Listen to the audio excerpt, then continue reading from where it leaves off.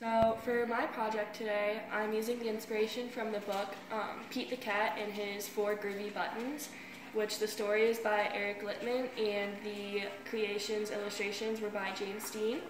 What we're going to do today is we're going to make Pete's rain jacket and put the buttons on it. So I already cut out the jacket from the construction paper, and then I have a bag of buttons, which are all the same color, but they're different sizes and have different amounts of holes on them. And then I have scissors, tape, and the yellow paper for the rain jacket. You can use different color paper for the rain jacket if the kids want to, but the jacket in the story was yellow, so I went ahead and just used yellow. And then I only had 1 colored buttons, but you can also do different colors like painting the buttons if the kids want to do that. I have music playing in the background by Mozart, and then throughout the book there's a song that goes with it. And whenever the kids put the buttons on, I would play the song just so they could know, so they could match the book with the story. So all I did was I kind of traced and drew the jacket and cut it out. And then I have 4 buttons of different sizes, and there's different numbers of holes in there.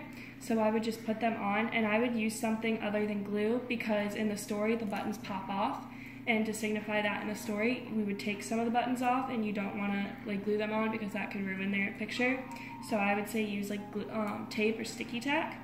So then all 4 buttons are on mine. So then you can integrate math into this by counting the buttons, counting the number of holes in the buttons, and then whenever the buttons pop off, like in the story, you could also count the buttons then. And I was going to play the song for the story.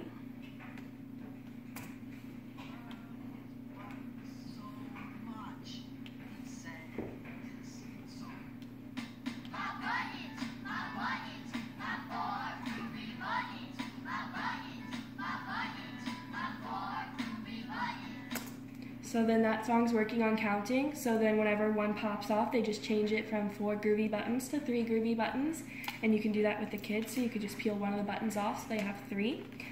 You can integrate science into this by mixing the paint colors to create different colors for the buttons if the kids want to do that. You can do social science by having the kids look at each other's artwork and comparing them and seeing what's different about them. Putting literacy in it would obviously be reading the book, and then they can read the book with their jackets later too, and they can peel the buttons off with each one.